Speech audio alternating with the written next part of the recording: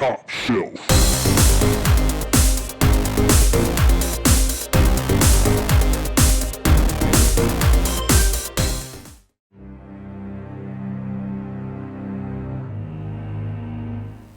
Hello and welcome to Top Shelf Board Games. I'm Hubba. I'm Sabrina. And today we're going to talk about Shadowrun Crossfire.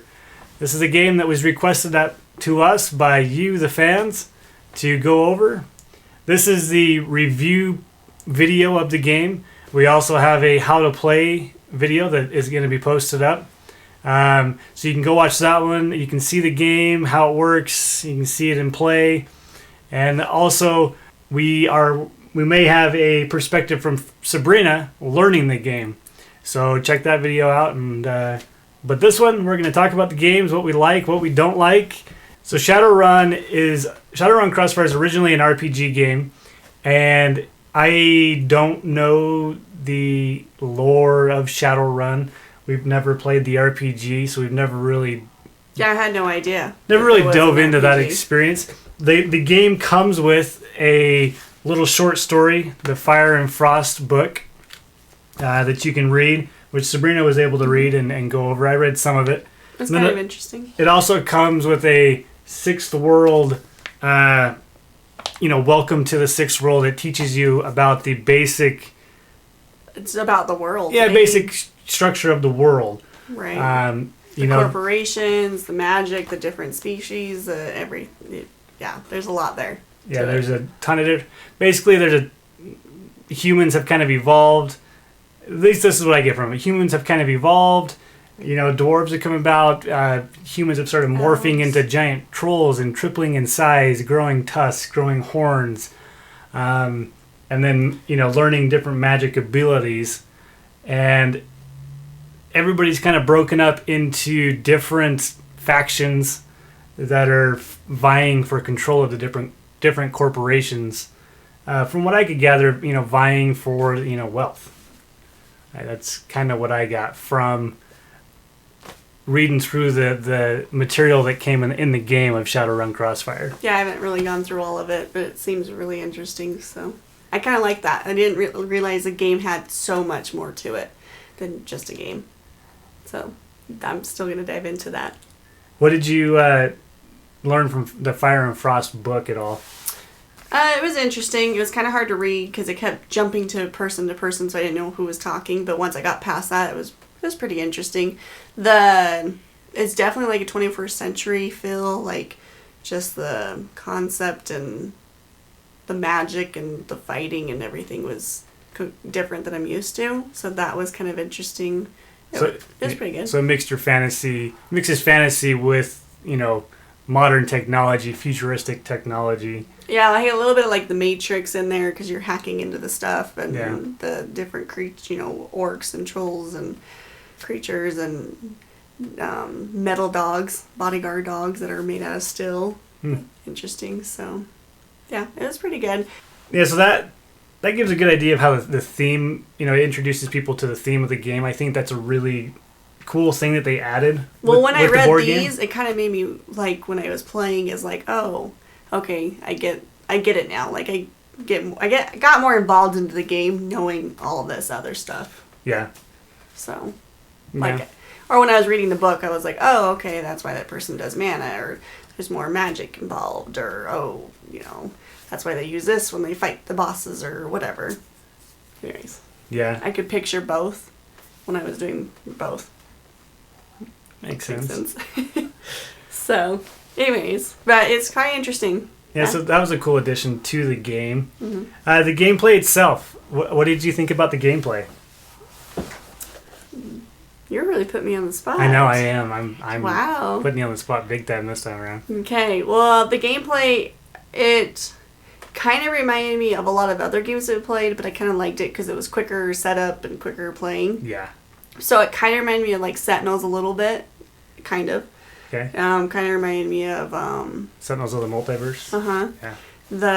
The deck building one, where you're fighting the dragons, or the Thunderstone. A little bit, kind of because you're buying your equipment and that, and then also kind of like Pathfinder. kind of remind me. So it kind of reminded me of all the games I liked. So, of course, I was in that area that I liked it all. See, I think out of all the little games, like deck building games, the buying mechanic of buying cards from the black market, that reminded me more of DC Deck Builder than anything. Oh, okay. Because it's just a bunch of random cards out there, and you can you buy cards from it and flip new cards over. It's just one big deck in the black market. It's not broken down into different types of weapons or anything. It's just a random mix of cards, and a few are flipped over. Well, and sometimes you lose the whole black market because there's a card that wipes it all out, and you wanted to get that card, so you're kind of annoyed because you didn't get it because it got wiped out. Right. So you got a whole nother set. So the setup is really quick, which you mentioned that.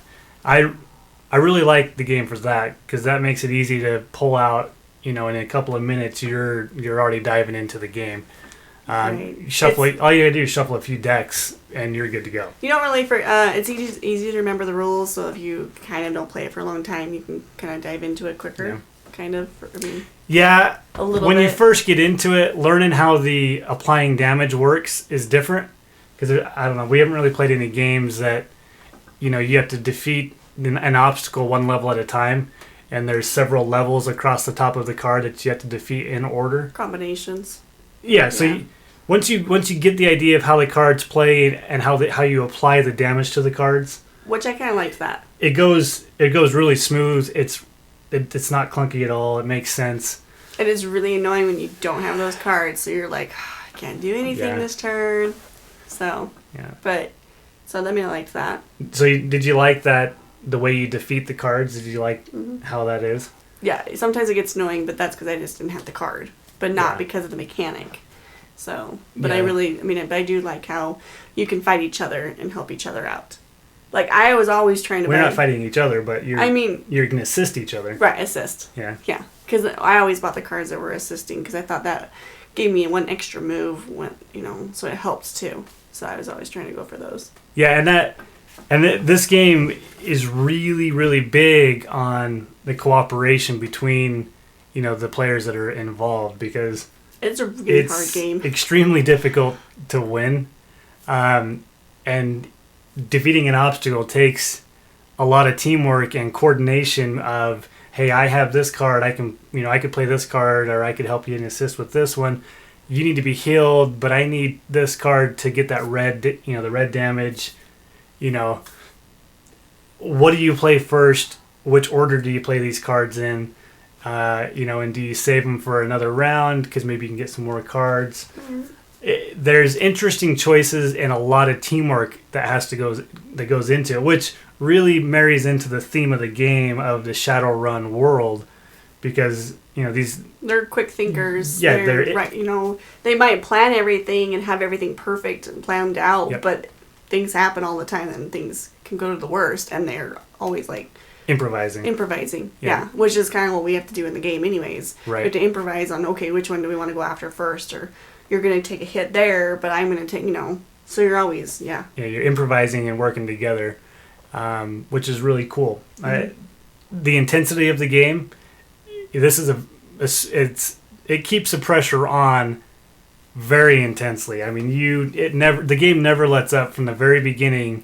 You feel like you're not going to be able to win. You may feel that you were like, all right, we're good this turn, and then you flip over that one card, and you're like, you flip over that Crossfire card. We're done. And that Crossfire deck, most of the time is pretty brutal.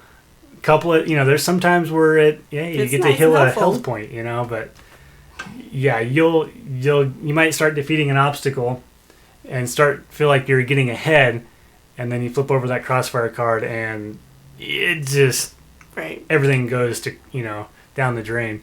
And that might just be us. I mean, I don't know how it plays for. Well, and then we have to improvise even more. What can we do to get more cards? So I know that in my deck, I've purchased the my favorite card for the dwarf, Press the Advantage.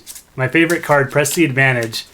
I know that's in the bottom of my deck, and if I can get that card out, if I draw it on this next turn, I'll be able to play it the next round, and I could end up drawing a lot of cards. I've already, because you get to keep drawing cards until you make a match of the same type of card.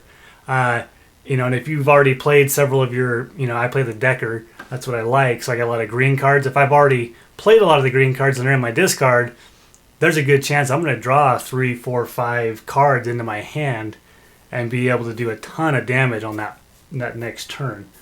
And so when you're thinking about those types of scenarios, thinking about what's in your deck, what you've played, what's in the black market that you can buy, and if I was 2 cards away from healing, so that was annoying. So I had to reshuffle, and I was like, I hope this is it. But the second card was the one that was going to heal me. Yeah.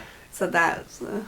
Well, and you're looking at the obstacles, and if you defeat this obstacle, you're going to get, 6 Nguyen, or however you say it, and that's going to give everybody 3... Oh, the gold. The Nguyen, the money. Mm-hmm. It's going to give everybody $3. So... that could give you enough to be able to purchase this, the Fireball or some really cool card, which you'll have even that, that next round to help you out. So there's lots of cool choices, I thought, when it came to, the game and just how everything works together. Mm-hmm. It took me, we played this several times. 1, to get the rules down right. And 2, we just really wanted to get a good grasp of it. We've played it a lot this week, and we won 1 time. We've earned 1 karma times. out of the 10 or more times we've played it this week. We've earned 1 karma, and karma is basically your experience points that you use to level up your character. That's where this game's different. Like Pathfinder, the adventure card game, you're building your deck and carrying your new deck from one. That's where I had one play to the other. I had a hard time with that. This one, you're not doing that. Every game, you're starting over with just a basic deck and buying from the black market. However, as you earn karma or XP, you can level up your guy and buy these stickers that you place on the board, on your player board, to give your guy, unique abilities. But just to get your first upgrade costs 5 karma. We've earned 1 in 10 games, or 10 plus games.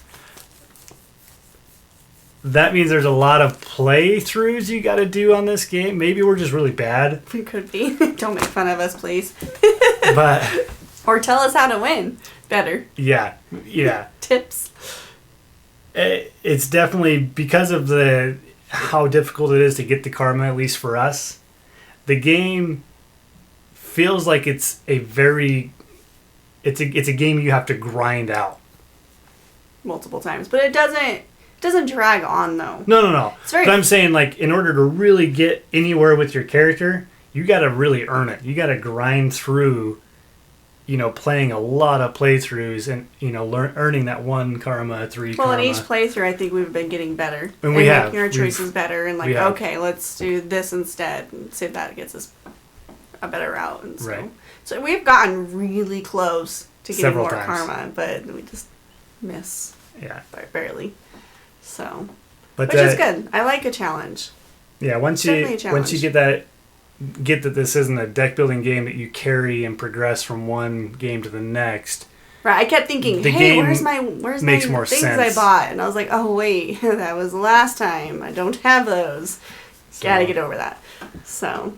Let's see. What else did I want to? Oh, I guess the grinding part of it. I guess it feels kind of like playing an MMO on a computer where you just go for hours and hours and hours, fighting the same stuff over and over or similar things, trying to get that XP. This game, I don't know, it gives me that feel for some reason, and for some people that might be a turnoff. But this is one game where when you earn that karma and you earn those these stickers that let you level up your character, you're gonna feel super accomplished. And if you go into you can take your character card with you to another game group and play with them with your character card. If you go into that next game group and you've got 100 karma worth of upgrades to your character, that player has, assuming he's played the rules and played and grinded through, he's earned, that his powers and abilities. that's a character that he spent a lot of time on building and customizing, and has really played a lot with that character. You know, similarly, like when you come across an MMO guy, when you're playing an MMO and you come across a character like a veteran, a veteran who's level 90 or whatever, right? You know, which takes thousands of hours to get there. You know that guy's awesome. So this game, kind of has that element to it, in my opinion. You can always cheat and just pull these stickers off and put them on your board and just go from there. While it's extremely tempting, it's not as fun. And you gotta learn the game, because they'll know if you did that, you probably don't know the game as well. What? So they'll probably know that you play it differently. You can tell. I look forward to that grind. Like, I look forward to the challenge every time to sit down and grind it out. I'll admit, I had a really hard time writing on the cards and making it permanent, because I'm not one that likes to make stuff permanent and whatever. But it's kind of cool. That's my character, and that's what I own. So. Well, you could do dry erase, but it comes with enough extra cards in the game that we figured, well, might as well just go permanent marker and make it a permanent character that you always have. Right. Well, you're not going to get rid of the game, so. Yeah. That was kind of cool. I did have a hard time with it, but that's good. It's good. Yeah. Artwork. Very, very good. I like it. Some of it is like, oh, that's a really gross vampire trying to eat me, because it's got it's pretty graphic. Yeah. Really good artwork. But the artwork is super awesome, and it helps pull in that theme of the 21st century with magic and, fantasy. Well, once I started reading the extra stuff, then I started paying more attention to the cards, and I'm like, oh, all right. Then I got more involved in the world and more on the cards. It wasn't just an average card game like Thunderstone. I don't pay attention. I mean, I do, but I don't. Right. This actually was like, oh, I really got a vampire on me. Like, she's nasty, Right. So I just got kind of more involved in it, because I kind of felt like I was involved in the world, because I kind of know more about it. Yeah. Definitely not a lot of it, because I haven't dived into it, but it's really interesting. If you like that stuff, then it's definitely a game for you. Yep. So, final thoughts. Is it, would you put it on the top shelf of your collection? Definitely put me on the spot on that one. I don't know. I mean, I'm starting to really like the game more that we play it, and we play it right, because it took a while to figure out the rules, because the rules were definitely hard, which will help you with that, because we definitely have learned the good and the bad and what not to do. Because once we started playing it right, it got better. Yeah, you mess up on one small rule that doesn't seem very big, and it makes the game that much more difficult. And then you're really frustrated, and you're like, so. But no, I like it. I don't know. What about you? I'm gonna put you first. You want me to go first? Yeah. Yeah. We don't know yet. Really like the game. I like the challenge. I like the difficultness. I like how difficult it is. I like the interaction with the teamwork. It really feels like a cooperative game, which for me is really good. For that reason, I like the game a lot. But the grind, while I look, it's fun, and it's a game that I don't have anything else like it. It can be a little frustrating when you're fighting through. You've spent 40 minutes battling it out, and it comes down to where you need like 2 more damage to defeat the last obstacle to beat the scenario, and that Crossfire deck just messes it up and you lose, and there's nothing you can do about it. Those little moments boil my skin with this game, and I think that's the only thing that keeps it from being like, one of my favorite games. But I will say it's a really good game. It's definitely staying in the collection. Right. Well, I did really get a feel of Sentinels, and I love Sentinels. Like, that's up there. I did start getting that feel, but it just still didn't seem... It's times it almost felt unfair with the Crossfire deck. The Crossfire deck, well, and I was getting really the level annoyed as it gets higher up there. The card or something. That's just me not buying the right kind of cards either. So, I don't know. I kind of started to get that feel that it like was kind of with my favorite games, but it still doesn't beat my favorite games. So, middle shelf probably. Middle shelf. Okay. Top, middle, low. Guess we'll go with that. I would put it on the second shelf underneath the top shelf. How about that? Okay. Yeah. I mean, it's a good game. Pathfinder, you know, the story that gets brought out in that game is more the experience of, you know, your run through each scenario, kind of that own story that gets created. But the actual keep your weapons. But the actual RPG, right? Pathfinder RPG and all the story and all the deep diving in, feeling like a real character, I think is pretty much stripped out of Pathfinder. Whereas here, it still feels, the mechanics make it feel like the way it should be. You know what I mean? Like, in the world of Shadowrun, things don't always go perfectly. Right. So that Crossfire deck messing you up and throwing you a curveball makes sense in the world of Shadowrun. Mm-hmm. It makes sense because you can plan everything out. You can have everything perfectly orchestrated, and you can have the best team out there, and you know, have something go wrong that messes up the mission, and you got to abort it.